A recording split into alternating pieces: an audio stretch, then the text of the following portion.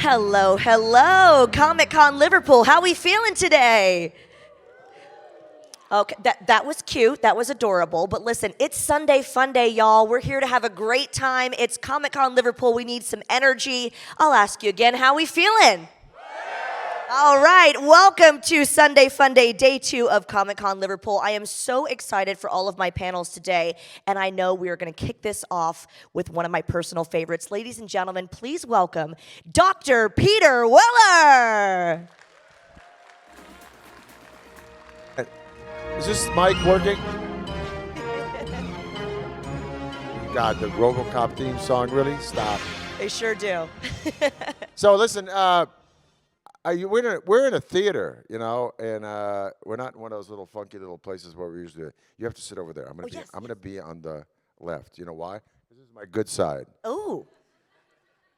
You think I'm kidding? When you're in the movies, some great DP, director of photography, or camera operator, or somebody, when you start, will say, "Listen, from now on, I just want you to know that's your good side." And every actor knows what the good side. Every actor, actress, when you hear it, you think, "Come on, really?" Jennifer Lopez says that's my good side. Jennifer Lopez is a real pro and a talent, and I directed her. But everybody's got their good side. Everybody knows where they're photographed best from, where their profile looks best, because there ain't no face in the world that's symmetrical. Did you all know that or not? Did you all just think when you read that, said, how vain. That actress or actor wants to be photographed from the left. No, it's true. So that's why, like, it's a golf. Anybody play golf? Anybody play golf? Come on, man. You try, right? That's what everybody does, right? Nobody really plays unless you're making $1 million a year on a PGA, right? Like the great, God,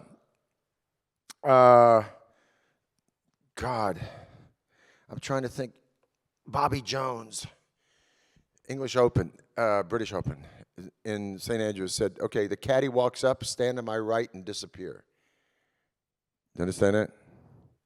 Because if you're left-handed, you don't want somebody behind you, right?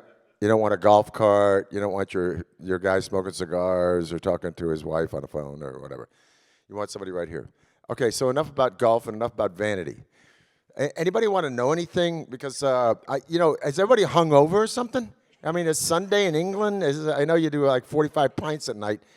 I don't do cigarettes, drugs, alcohol, or men. I don't hold it against anybody who does. But my hangover days are long gone by about 40 years. Thank God. Okay. Anybody got any questions? This woman is laughing a lot. So obviously you have a question. What? You got a great laugh. My mother said that to me when I was about 8. I said, man, that girl, my mother said, there's nothing sexier on a woman than a great laugh. What do you understand when you're 8 from your mother, you know? But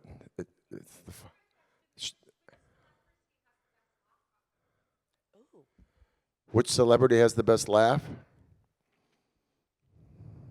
that I've worked with? It's a really good, okay. I'll tell you who's a great, brilliant actress, and I did one of the great films of the first wave, or second wave of what we call the second wave of feminism. A woman's movie, a great movie. Maybe it's the best American movie ever about divorce. It's with your homeboy Albert Finney. Anybody know who Albert Finney is or was? Yeah, yell it out. Come on, man. I'm up here making an ass out of myself. You guys gonna answer me? Yeah, Albert Finney was in Tom Jones and a bunch of other films. He's one of the best-looking guys ever stepped in front of a screen. I had the pleasure of seeing him on stage, the National Theatre in London. One of the great actors ever in a movie called Shoot the Moon. It's an astounding movie about an American divorce, produced and directed by Englishmen, starring Albert Finney and Diane Keaton. Anybody knows who Diane Keaton is? Yeah, amazing laugh, very sexy laugh. Ally McGraw, very sexy, very like throaty, kind of like she knows something you don't know. And that's the last thing a guy wants to watch a woman do, really. It's like laugh with that Cheshire cat, kind of like, I'm smart and you're not. There's nothing, All the way back to the Greeks. Let's face it, women are smarter. Yeah. Is there any guy in this room who doesn't know that yet? And by the way, here's a young man sitting over on the left. Okay, we're going to tell you, all these guys who are like adults here are going to tell you, just get this loud and clear. Women are smarter. Okay?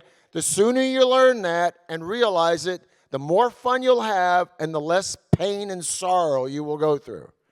Okay? That deserves applause. And there's a bunch of guys out there going, I don't think so. Man, I remember this interview with your homeboy David Frost. He used to give these very intellectual interviews in the 70s. And he would sit there with his, you ever see Frost Nixon? You ever see that movie? Yeah, with Frank Langella. And David Frost, I grew up watching David Frost. And he was quite the intellectual, but quite pompous guy.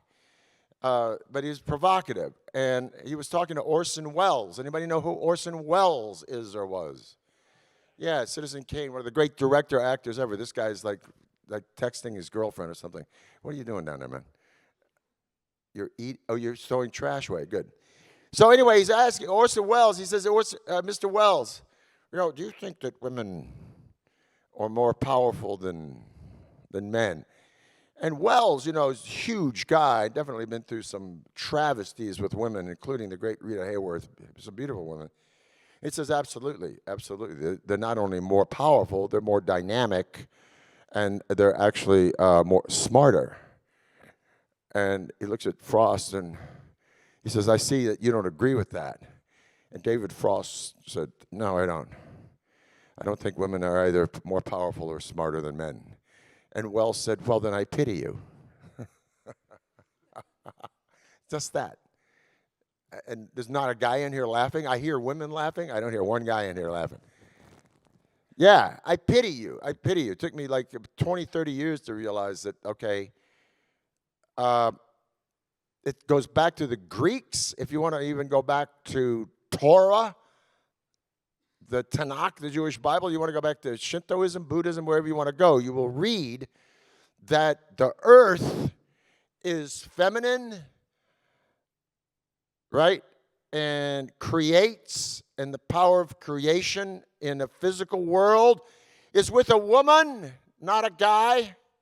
And then about 35 years ago, there's a great book by geneticists called It's a Wonderful Life, where they realized that spermatozoa, which they thought went up the womb trying to find the egg, couldn't find shit. It couldn't find jack. The spermatozoa going up the womb is bumping into uterine wall, bacteria, germs, whatever, and then kind of swims around. And the egg, waiting there patiently, chooses the sperm. Did you know this, guys? They thought forever the sperm chose the egg. No! Cherchez la femme. The egg is sitting there going, no, not you. No, not you. Yeah, you. Boom! And sucks that dude in, man, and he loses his head and his tail, and he's gone. And that's what turns into a kid. It's the choice of the egg, not the sperm. So you getting this? This is all over. Now I'm talking science. I'm not even talking the Greeks anymore. Are you with me on this? We are, yes. Okay. And the great story is by women. Here's a great line.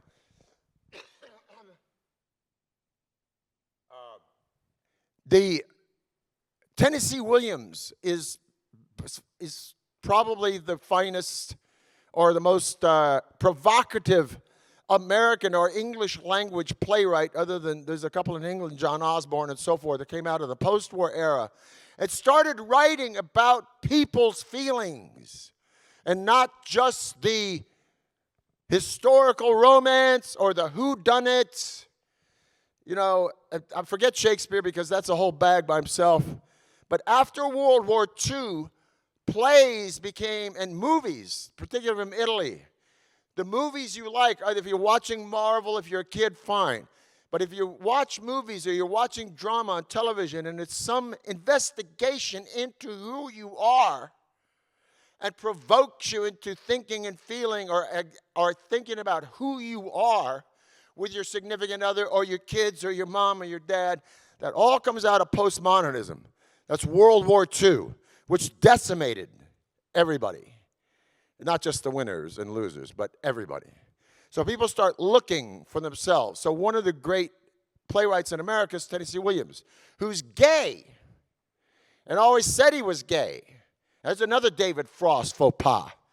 In 1970, the first wave of Stonewall, the gay riots are happening, women's riots are happening, people of color. Whether you like this or not, marginalized people will find a voice, whether you like it or not. That's the greatest force of history. If anybody feels suppressed, will find a voice. And you ain't going to stop it. So you can regulate it like Rome did, but you can't stop it. Anyway, David Frost is interviewing Tennessee Williams, and Tennessee Williams is smoking his cigarette there. I had the pleasure of performing in two plays in front of Tennessee Williams. And he says that David Frost, ever provocative, intellectual with his clipboard and his cigarette, and his pencil, not cigarette, and Williams is sitting there with a cigarette holder. He says, "Tell me, Mr. Williams, are you homosexual?" This is live, 90 minutes in 1970. Who cares now? I'm telling you, in 1970, it was staggering to ask that on live TV of a dramaturge who was that famous. Everybody swinging with this? Anybody over the age of 60 in here? Is anybody in here over the age of 60? No one. No one is over the age of 60? Are you kidding me? Thank you. Okay, so you understand this back then in the 70s, this was provocative, to say the least. Now, nobody cares. That's good. But when he asked this to Tennessee Williams, I was appalled. Everybody's shocked, wow. Williams, who didn't care if anybody knew what his gender was. He just did not care. He was one of those brave guys like Burroughs in Naked Lunch or Pasolini or Jean Genet. And he sat there smoking his cigarette. And he just went he said, "Tell me, Mr. Williams, are you homosexual?" And Williams went, "Well, baby, I covered the waterfront." Thank you for laughing, because it was like that. He could have given a damn. And what was provocative to David Frost and media was like, who cares? But he wrote one of the greatest lines ever about the dynamics of a woman in a movie I'm going to tell you all go to see, called The Fugitive Kind, directed by Sidney Lumet, who directed a ton of beautiful movies. Dog Day Afternoon, he directed Me, he got the Oscar for... what's the thing about the media? I forget. With Faye Dunaway, but he's an amazing director. His second movie was called The Fugitive Kind with Marlon Brando. Does anybody in this room not know who Marlon Brando is? Because if you don't know who Marlon Brando is, you have to leave. Because Marlon Brando is the game changer. Is Laurence Olivier. Anybody not know who Laurence Olivier is? You know who Laurence Olivier is, right? Yeah, thank you. Laurence Olivier said that Marlon Brando is probably one of the 2 or 3 most dynamic people in front of a screen ever. And for my money, he was the most dynamic. But he's doing a scene with the great Anna Magnani, who's maybe the most powerful actress in the world, in a movie called The Fugitive Kind. It takes place in southern Louisiana about an ex-guitar player and an Italian immigrant who owns a shoe store. And she wants to know who this guy is. Yeah, he's really sexy and he's young and he's charming, he's dynamic, but he's weird. And she's trying to find out who he is. And he says, I'm like a bird. I'm a bird flying with opalescent wings against the sun, so you can't see me. That's what I am. I'm this bird. And she says, okay. And he says, you know this? And it's Brando with a light over him. And it's maybe one of the, I heard it when I was 18 and I didn't understand it. I understand it now. And he says with that Brando whisper, a woman can burn a man down. A man can't burn a woman down. And that's all he says. I noticed the women in here are laughing. Is there any guy in here that doesn't understand that? Any guy over the age of 30 doesn't understand that. And he's not talking about heartbreak. He's talking about ignition, like ashes. Does anybody not understand that? I'm seeing 3 people in the front row. One guy's smiling. Do you guys get this at all? Yeah. Do you agree with it? Don't you? I mean, there's not a guy over 30, 35 who doesn't go, yeah, yeah. Sad but true. Sad but true. What? Man, right on. Anyway, these are the things that I grew up with, the life lessons I learned. We started with this thing, and so the great laugh, yes. Diane Keaton, yeah, Ally McGraw. Those are women. Judy Davis, one of the great actresses ever. Diane Wiest. Listen, I acted with 3 actresses. I think it was Diane Wiest. It's definitely Diane Keaton. Judy Davis twice. And those women were so inventive. There's so much music in them, so incredibly powerful that you come to the stage, you come to the movie Naked Lunch, or you come to Shoot the Moon, or I was doing a play with Diane Wiest called Serenading Louis, and you come with all your homework prepped and you're staging it and so forth, and then when the cameras turn, or they call action, or you start rehearsing, if you're a smart guy, those 3 women had so much music in them that was spontaneous combustion, throwing at me like a symphony, like the Berlin Symphony, or like Jimi Hendrix, right? Or like the Beatles, Rubber Soul. Let me invoke them when I first heard that. That I sat there going, there's nothing that I can come up with in my entire corporate book called method acting that can compete or even alleviate the stuff that these 3 chicks are throwing at me. I'm throwing my car into neutral, and I'm going to ride on their surfboard, because I ain't going to come up with anything that can even keep up with a Judy Davis or a Diane Keaton. So, are you with me on this? And then you see guys get eaten alive by dynamic actresses. I've seen that over and over and over again, where the guy's acting and the actress is absolutely just like steamrolling him. So at that point, on that dynamic note about women and men in movies, anybody got a question? Sure. My first film was directed by Richard Lester, who directed the Beatles movies. Hard Day's Night, Help. Anybody see those movies? Come on, we're in Liverpool. Jesus, you never saw a Beatles movie? No, we watched Captain America the other night, and we watched Superdog 2. Watch a Beatles movie. Richard Lester directed a prequel to Butch Cassidy and Sundance Kid called Butch and Sundance in the Early Years. It's me and I play Joel LaForge, as the guy in the straw hat who chased them around, really chased the real Butch and Sundance around all of Wyoming, Colorado, and finally chased them down to Columbia. That was my first film, and that was a cowboy movie, and I was raised in Texas on horses and guns, and I don't do any of that anymore. If somebody asked me to bit a horse right now, I could say, thank you very much, I'm going to drink my cappuccino. If somebody asked me I used to fast draw with 45s, 44 40s, deer hunt, all that stuff. Yeah, I like 20, man, 29, 30. Yeah, 30. I was offered the bad guy in Animal House. Anybody ever see Animal House? Mark Metcalf ended it. All my buddies, Tim Matheson, Peter Riegert, Bruce McGill, they were all in it. Come on, you got to do the bad guy. And then all of a sudden, Lester offered me a cowboy movie, and I said, no, man, I'm getting on a horse and firing some guns, and I'm going to go down to Colorado. I'm going to be what I was born to be, as a cowboy. And then I discovered Italy in 1981, and my brother said, your life went sideways when you discovered Italy. You stopped fishing, you stopped hunting, you stopped guns, you stopped horses, you forsook, this is his quote, you have forsaken the ethics of the country for the pretensions of a piazza. My brother was really smart, member of Mensa, Phi Beta Kappa. And I said, the pretensions of a piazza, that's right.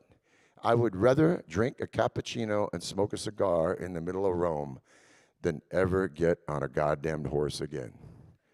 Here's to you. So that's how my life changed. But by that time, I was doing my first movie. I loved it. Loved, loved, loved, loved. Loved guns, horses, fishing, everything. Any other questions? You just thought you had another orange juice head from Malibu standing up here, didn't you? Come on, questions. Question right in front on the left there. Right. Look at this. A whole bunch of people coming in here. If you got questions about the Ninja Turtles, I'm an academic. I could tell you all about them. What? Where's the question? There we go. What? Yell it out. We got to, after talking about the dynamics of women and men and social history, man, you guys just came here to hear about Robocop. I don't talk about, you know what? I don't talk about Robocop, except for a lot of money. Look, there's a Robo-doc coming out. They had to pay me a lot of money to open up my mouth about Robocop. I'm done. You guys have seen Robocop. You've seen every damn documentary in the world about it. Why are you asking me about it? What am I going to say? The suit was heavy. It was hot in Texas. It took 6 months to do it. I mean, what? What do you want to know about Robocop? I'll answer one question about it. My favorite scene is when I take off the helmet and I say, which is the part of the movie, a kid walks up to me yesterday and says, you know, the great movie thing about Robocop is the action. And I got to tell him, the great thing about Robocop is that it's about rebirth.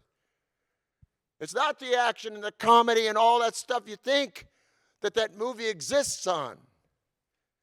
I'll venture to say this. The brilliance of Robocop is because it is about being reborn, which is the only story you can really tell that stays with anybody. It's from Aristotle. It's from every holy book. Somebody dies and somebody finds his soul and he's reborn.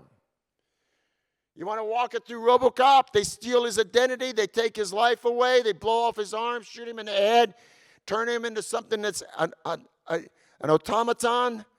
Forget all the bad guys. Forget Detroit and the stuff and the comedy and all that.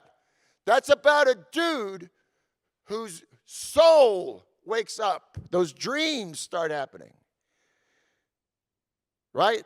That's not amnesia. That's the one thing that the physical universe could not take away from him. His soul. It's God-given. Whether you're an atheist, I don't care what your religion is, whether you're a metaphysicist, whether you're an agnostic, the one thing that permeates every single culture in the world since man and woman walked out of a cave is the somehow belief in something bigger than you that can restore you. That is what Robocop is about. What is your name, son? Murphy. Are we with that on that?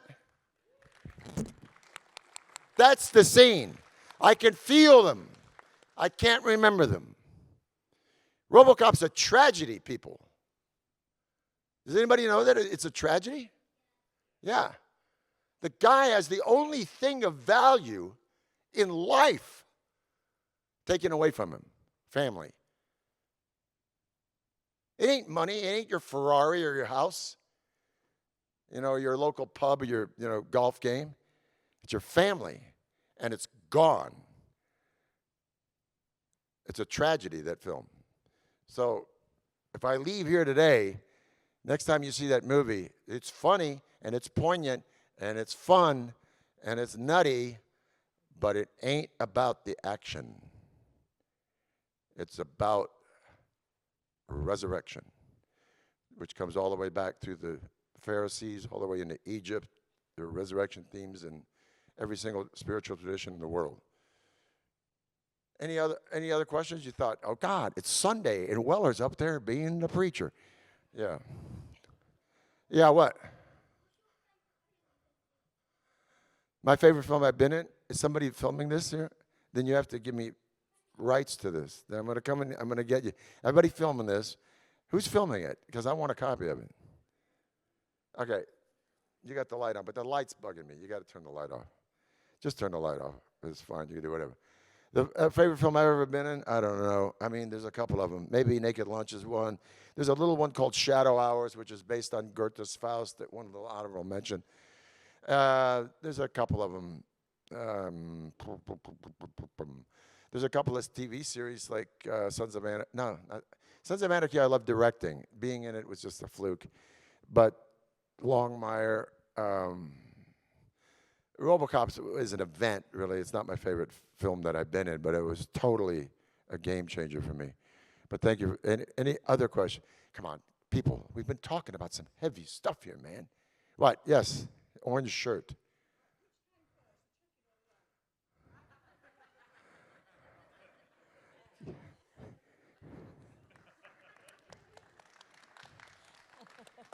That's really good, man. That's that's like that's a head scratcher. We gotta call up Albert Einstein for that one, right? I mean, really. I mean, that's what he was trying to find out all his life. What came first, the chicken or egg? I don't know. Good question. That leaves me with like a whole Zen void. Okay, yeah, back in the back.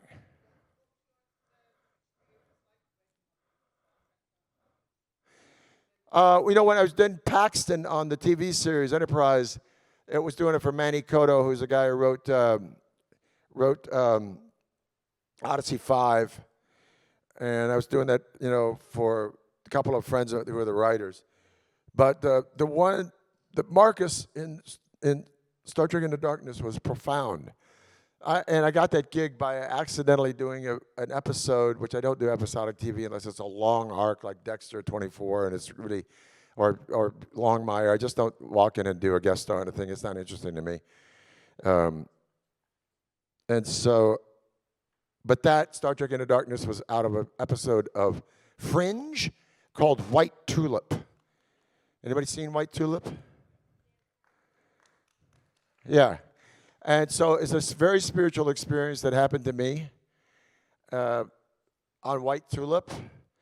And I was actually going to Bad Robot to direct Alcatraz for JJ.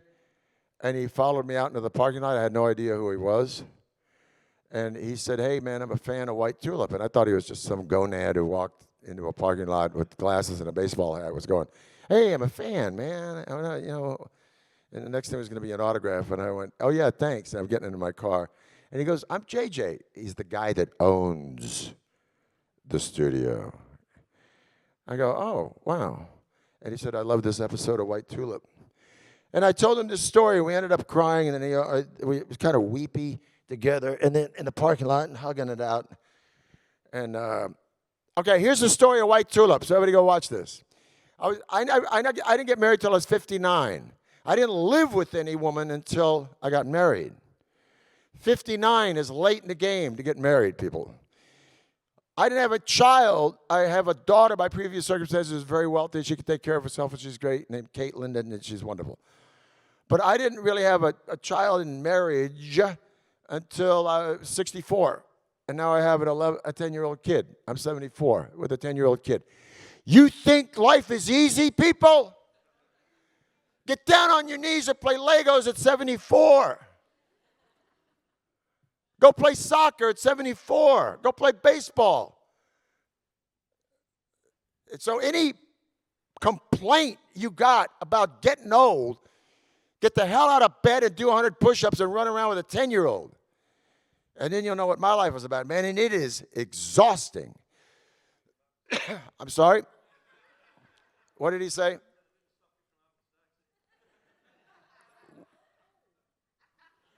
I don't want to denigrate the sense of humor of the English, man. But so what? Yeah, no kidding. Did you understand what he said?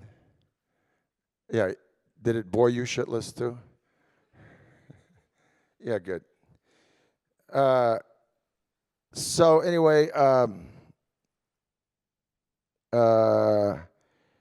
going to get married, and anybody know what registering is when you get married? Yeah. Can a woman here tell me what registering is? Yell it out. What? And you go where? To a store, right? Anybody else want to tell me what this is, registering? How boring this is for men? Yes, you don't take them. It's like taking men shopping. Who here likes to go shopping with their wife? I don't see one guy raising his hand that wants to go shopping. In any case, the quick end of this is that my wife said, we got to register. I said, we're giving all this money to the school. We're getting married in Italy. I don't want to go register. What's that? She said, we got to go to a store and put our name down, and everybody wants to give us a gift. They're going to find out what we need. Anybody know what this is? You guys know what this is? Yeah, well, everybody who's married knows what it is, right? Guys are not supposed to go. My wife wants to take me. I've spent 6 months on the Archdiocese in the Vatican setting up a Catholic wedding in Italy for Americans, which is impossible to do. I said, I don't want to hear about tablecloths. I don't want to hear about silverware. I don't want to hear about fireworks. I don't want to hear about any of this. We got to go register. So we go to this. I said, what is it? She said, we need 3 hours in a glass store. We need glasses. Okay, the 4th hour in this glass store, I wish I had a machine gun to destroy the entire store, break the windows, kick over tables. My life is pouring out of my ears. I'm thinking there's 40,000 things I could be doing rather than standing around in a glass store. While my wife-to-be goes, oh, yellow is nice. Oh, that'll make a nice salad. Any guy in here? Is this making you claw a blackboard? The women are laughing here. So, do you understand this, guys? You guys, you don't go shopping with your wife, do you? Never. No. It's a fate worse than death. I don't know what it is, but I'm standing there, and then the next thing I get in the car, she says, okay, we didn't find any glasses. We got to go to there. I said, what's there? She says, all 5 floors in Neiman Marcus. I start pounding the dashboard. I have a psychotic moment. I say, listen, this is not the deal. This is not the deal. She says, you got to get out of the car. I get out of the car. I walk around a block, go into my cigar club. I see Davy Johnson, who's a banker. He says, man, you look white. I said, man, I don't know what happened, man. I had a psychotic moment. My wife, my fiance, took me to register. Not register! 5 guys there, but no, it's shopping. You don't go register. She can meet you. I said, yeah, man, psycho. Okay, cut to, thank God I got a great mother-in-law, calls up my fiance. She says, honey, you don't take men shopping. You don't do that. They return to 5-year-old little boys who want to throw soup cans in a grocery store. You don't take them shopping. Smart mother-in-law. Man. Okay, sometime later, I get offered this episode of Fringe. Okay, I throw it away. I don't even read it. I walk in. There's now my now wife reading it. We've been married 4 years, and she's reading it. She's crying.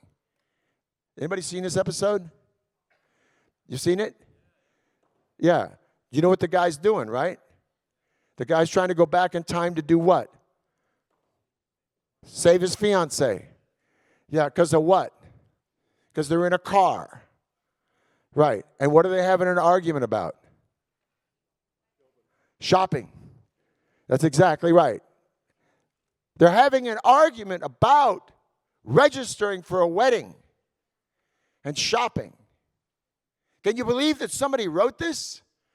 I pull out of the trash can and I read this thing and it says, oh my God. And it turns out the guy is not trying to go back in time to save her. But the sad news and the beautiful part of the episode, he's going back in time to what? What does he do with her at the end?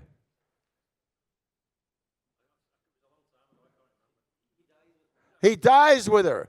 He's going back in time to die with her.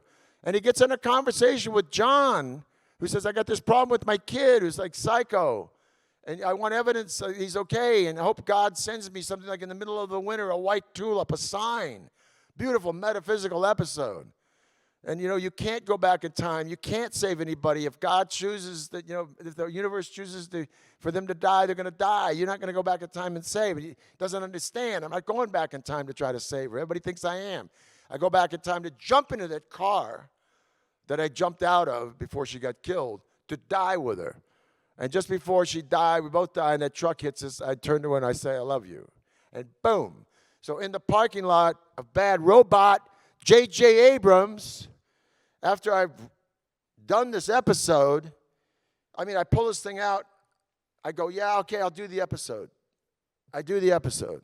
It's wonderful. It's a spiritual deal. Why is it a spiritual deal? Who knows why you do this stuff? I don't do episodic TV, but I'm sure as hell going to do something that absolutely resembles and parallels my life with my wife about the psychosis of jumping out of a car and trying to get back into the car and dying with her. I go do it. I hear this voice say, hey, I loved you in White Tulip. I turn around, thanks, buddy. And he says, I'm JJ. So next time you see a JJ show, Westworld or anything, just remember this story, man, because I said, really?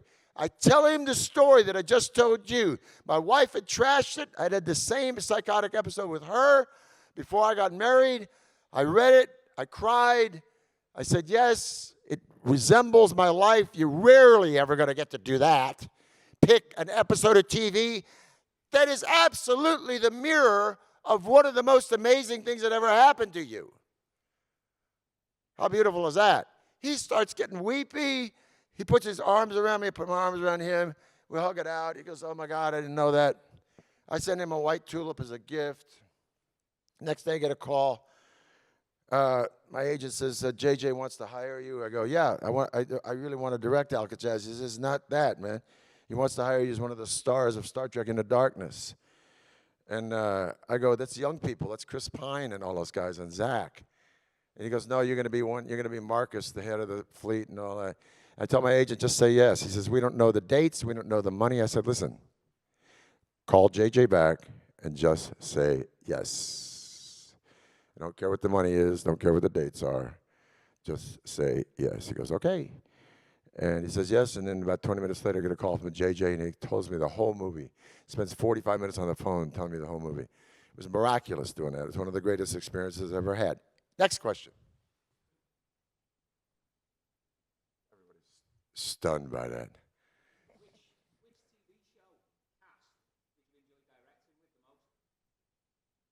That's a really good question. The most fun I had, without a doubt, because they're just nuts, is Hawaii Five-0 or Longmire, right? Those were the just fun guys, Alex and Scott and everybody. Crazy people, but just extraordinarily inventive. But the most challenging is Sons of Anarchy, without a doubt.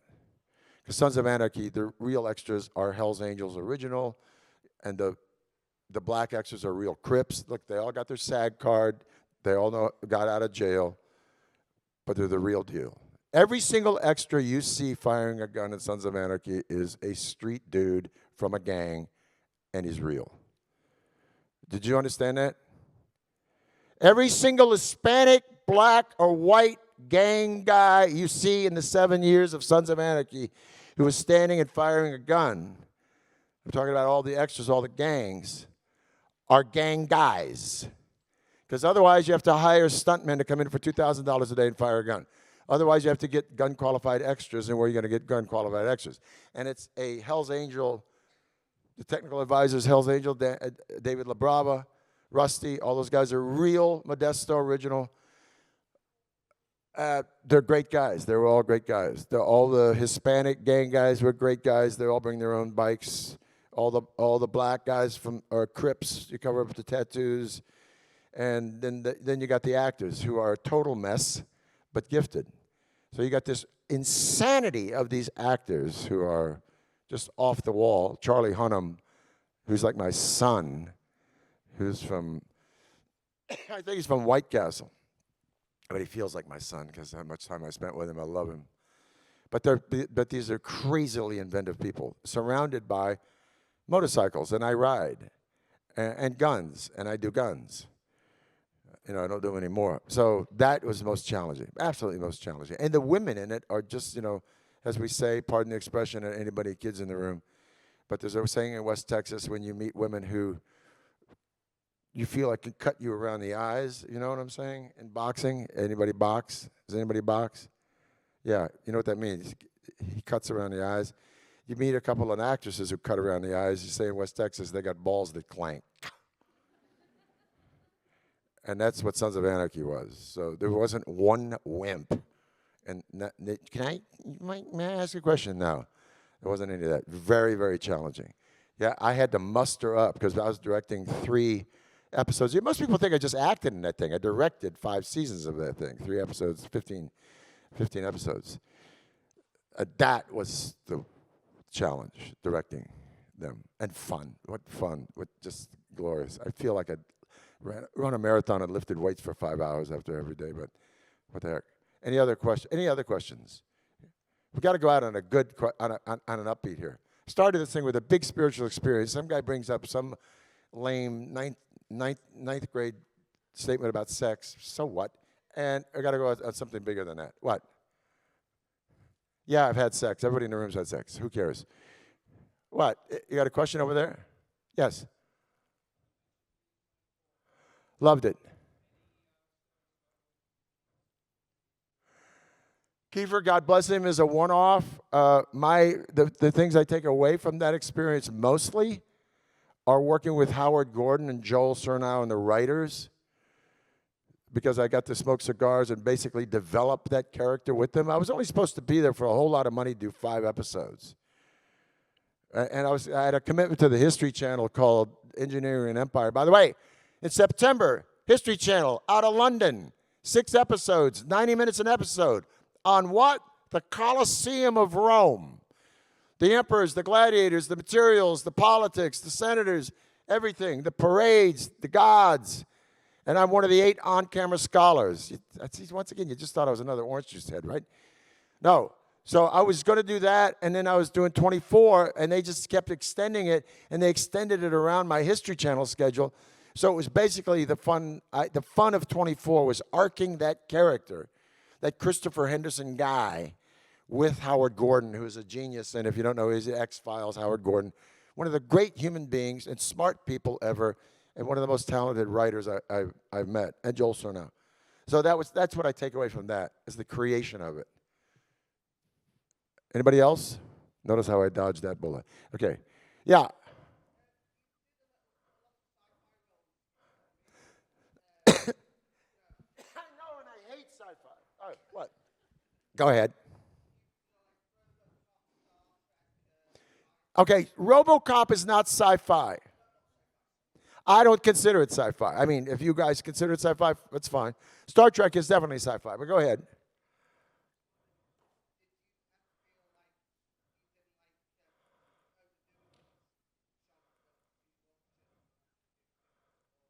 No, because I did 16 years, 20 years of the theater. I've done O'Neill, I've done Shakespeare, I've done Tennessee Williams, I've done serious movies. Look at the New Age, Michael Tolkin's movie.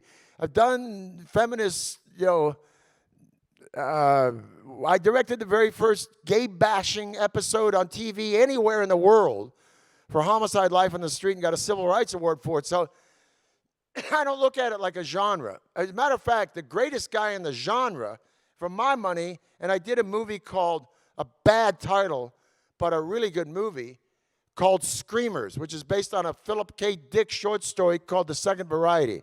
Anybody see Screamers ever? Yeah. And, Philip K. Dick is always, anybody see Blade Runner? Total Recall? Yeah, so you know who he is. But that guy is really the guy for me, because that guy was always interested in infusing, like in a Zen sense, the inanimate object with a life of its own. Why? Because consciousness made it. Does anybody get that? That's what they say in Buddhism. You make this chair, your mind made it. Your mind can destroy it. It's you. Do you understand the dream of that? You understand? You think this is an iPhone. This is all thought up. It's not called technology. It's called the human mind. And the human mind can destroy it. And that's what Philip K. Dick was totally obsessed with. So that genre for Philip K. Dick I love. And I loved making Screamers because it was about that stuff. And I love watching Blade Runner. By the way, I got my 10-year-old. I said, you want to watch Blade Runner? He says, yeah, I want to watch Blade Runner. And about 10 minutes into it, he said, this is too heavy for me, Dad. Bye. And split. Have you seen Blade Runner? Yeah, wait a while. It's like, who loves Blade Runner? Oh, man. It don't get much better than that. Okay, another question. How much time we got? I got to go, right? You do. We can do one more question if you'd like. Okay, Sure. one more question.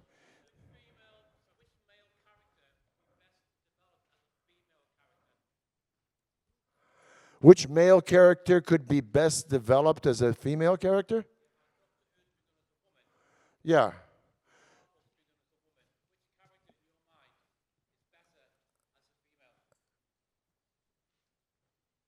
Well, speaking of Philip K. Dick, did anybody ever read what Total Recall is based on? You did read it, right? Okay, does anybody ever read Total Recall? Okay, it's Arnold movie, right? About a guy who's thinks he's living in a fantasy, but the fantasy's reality, and actually the reality is the fantasy, right? That he really is a spy, and they've given him this whole fake life. That's supposed to be a very small, mousy guy, if anybody's ever read it. It's a nerd, who thinks he's escaping to play games because he's got a boring home life. When in actuality, he's a genius nerd really in that game, and they've created the home life as a fiction. That could be a woman. That should be a woman. It should be remade as a woman, as a matter of fact. Total Recall. Great idea. Boy, somebody's going to jump on that. Somebody's going to call their agent right now, call up Paramount, and in about 2 years on Viacom, you're going to see Paramount streaming Total Recall as a woman. Okay, I got one last question before I'm going to walk out. I'm going to walk out backwards on a moonwalk. Okay, who's got one more question?